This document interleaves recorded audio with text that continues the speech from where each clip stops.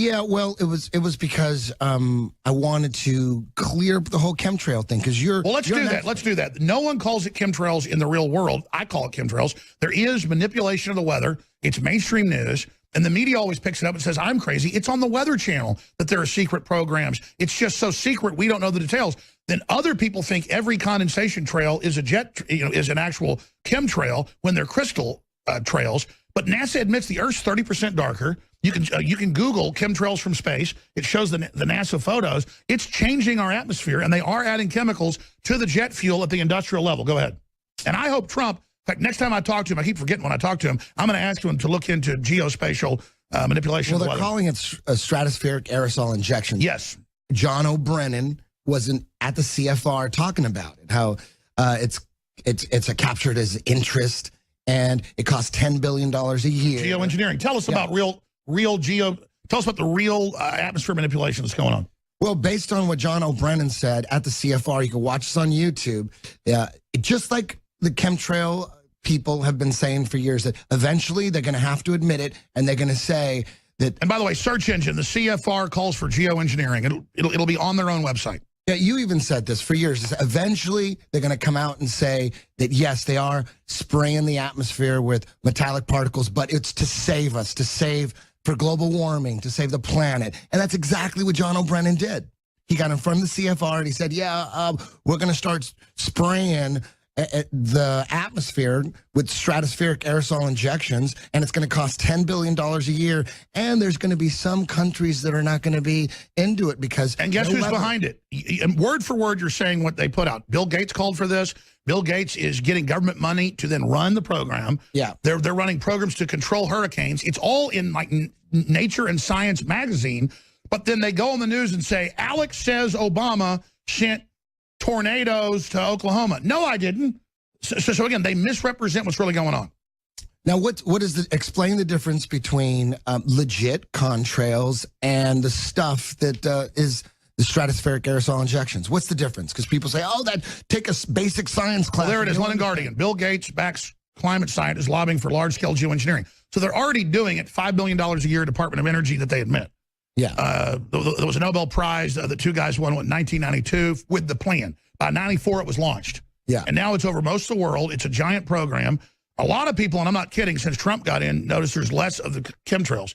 And that's why Trump said we have advanced technology. We can pretty much cure stuff now. I want to roll this out to you. That's why the elites are really mad, because the word is, even though I haven't brought this up to Trump, I need to, is that Trump's killing all these programs. That's why they're so pissed. That's why all the agencies are just ignoring him. Yeah. Yeah. So again, explain to the people out there who are still non-believers, what is the difference between legit contrails and the ones that last all day and completely cover the sky? Okay, turns out people think of jet fuel as really volatile. It's not. Gasoline's like 3 times more volatile, more explosive, burns hotter, you name it. Jet fuel actually is like kerosene. And so kerosene, I don't recommend this. You can put it on your hand, light it, and it doesn't burn you for a while. That's what they kind of use like in a lot of the Hollywood sets and things. So you can add a lot of things to kerosene. They add barium salts, aluminum dioxide, and also some radioactive isotopes. There's only 3 big major makers of jet fuel in the United States. There's some sub ones as well. And they just, under a national security directive that's secret, but the patents are there, the directive is known, but the details are classified, they add this to the mix in a government program. They're paid to do it. And then they use the jet engines that the patents, there's like over 20 patents on this. You can Google it. And you get the patent office to use jet engines to then aerosolize for cloud seeding. And they claim that they're shielding the Earth from the sun because we've lost our atmosphere. But then you actually look what the scientists are doing. It's actually, hurting the planet, actually keeping heat in, the opposite. So it's like they're trying to create global warming, actually, because, again, the ultraviolet radiation goes through the clouds. The other good sun gets blocked and bounces back out. Those wavelengths get blocked, but the ultraviolet, it's like your dad tells you, on a cloudy day, you can still get burned because the ultraviolet comes through. That comes through, doesn't bounce back out. Okay, it just heats the Earth up. So they're trying to heat the Earth up in a big, giant secret experiment. And they admit they're doing it, but, it's just they won't give us the details, and then we talk about it. It's like, oh, Alex, nobody on your iPhone's watching you, and Google doesn't listen over the phone. I'm like, I have all their press releases 10 years ago right here. I mean, of course, now they all admit it yesterday but I had you here to interview you, Eddie.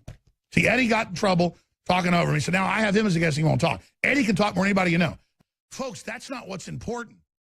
They're putting cancer viruses in the vaccines. And you go, okay, what's the proof? Thousands of medical reports around the world where they test them. They're adding cancer viruses that aren't even contaminants. It's not even in the chain of manufacturing. It's coming from egg whites, and then it's got some monkey virus that was never part of the production. They're doing it on purpose. They've been caught, and then it just goes from there, Eddie. There's a whole program to kill us. Yeah. They're putting fluoride in the water, which, in fact, it's on my bookshelf, guys, Eco Science is back there. He wrote it in 1974, the last White House science czar. But in 74, John P. Holdren wrote it, the book, 1,100 pages long, as a textbook. And it says, we put fluoride in the water to lower their fertility and to lower their electrochemical activity in the brain and as adjuvants to accelerate the other drugs we add to the water. Now, anybody can Google it and see it online. You can read the pages. It's, you know, it's at the different library website scans of it. See, they're lowering our fertility and killing us, folks. It's just like I told you the microphones and cameras are watching you. I didn't just pull that out of my rear end. They write books how they're poisoning you and your family. That's who Obama chose to run the damn country. That's who runs the whole chemtrail operation. Yeah. Yeah, and with the vaccines, the craziest thing about the vaccines, you know, most of the people believe, you know, they're safe and effective because that's what the CDC pushes. But, you know, when when you really, really look into vaccines, all you need to know is on day one, when your baby is born, they give it a Hep B vaccine. That's sexually transmitted. Why would you take that? Why are they giving? That's the Tower 7. You might as well stomp on their liver on the floor. Yeah. Yeah. The day they're born, and you know why they give them? It'd be better for you to go ahead. You know the reason they give them when you ask the doctor why on day one are you giving a newborn a Hep B vaccine? Makes no sense. Say, well, when they're older, they're going to forget. They're not going to do it when they're older. So day one, it's standard. Unless you say anything, they're gonna inject your baby on day one with a Hep B vaccine. And then they act like you're crazy. And then the nurses, after you say no, they go, none of us do it either. Yeah. We've had nurses on who've given their names, but also nurses that have, you know, blurred out their faces. We're in the NICU, in the premature sick baby ward. They know when they give them the vaccines, they never used to do this. Now they order them to. That a lot of them stop breathing and die. So they get ready with the resuscitation, with the defibrillators, with the ventilators to keep them alive when the bioethics board orders them to give them the shots. Yeah. Hep B, day one. Listen, when you've got a 3-pound baby, until 5 years ago, they never gave it. They give the shots, the babies die. Sometimes they can't keep them alive. They die. Yeah. I mean, they give them the shot, an hour later, they're gone, baby. Yeah, and and again, that exercise of, in fact, we have the articles. Put it back on screen for TV viewers. I'll give it to people. Go ahead. And again, do I believe you can get learned immunity from a vaccine? Of course I believe in that technology. If there's some horrible disease running around killing people and I can get it or my kids can, we can attenuate the virus or whatever it is, my body learns how to defeat it. Of course I believe in science. The point is that a government that's been caught in all these secret experiments and giving black people syphilis and everything else, you know, and radiating foster kids to death, why the hell would you take something when it's got vaccine protection? Yeah, when we were kids, there was probably 3 or 4. Now it's over 50. Yeah, and why is that? Does it have anything to do with the fact that Ronald Reagan signed a bill in 1986 that gave immunity to the vaccine manufacturers, which is basically Big Pharma? Exactly. And Reagan didn't know what he was doing, but that's one evil thing Reagan did, and Trump's trying to repeal it. Yeah, so since 1986, the Big Pharma can get sued for vaccine injuries. That's when they started rolling them out and green-lighting them. That's why now we have, how many, like 45 shots babies got to take? And you can Google this. The U.S. government admits life expectancy's down in the U.S., infant mortality's up, and IQ has dropped more than 20 points since 1950. And according to mainstream 20 points, brother. Yeah, go ahead. According to mainstream statistics, I could be wrong, I'm no scientist, but 50% of American kids are on some kind of medication, right? Yeah, it's 50%. Adults, 20. 50% of kids are on some kind of medication, and we vaccinate the most. And notice it says our population's dropping on NPR, brought to you by a Big Pharma ad. They got Big Pharma as the advertiser. When you go look at the program Shots, it's underwritten by the big GlaxoSmithKline. Folks, it's social engineering. You wonder why people are like zombies? It's not even that. I mean, if a listener tells me, get John P. Holdren's book, he talks about fluoride to sterilize us and make us dumb, I go get the book and he says it in there, and I'm not that smart. How crazy is it that people are okay with fluoride in our water? How crazy is that? Even Harvard admits, take it out, it's causing cancer. They just won't do it. They just laugh and go, oh, you're a kook. People don't seem to mind fluoride in the water. They don't. Well, then they go, well, you need some fluoride. Yeah, you'll die without a small amount of calcium fluoride. We're talking about hydrofluorosilicic. Yeah.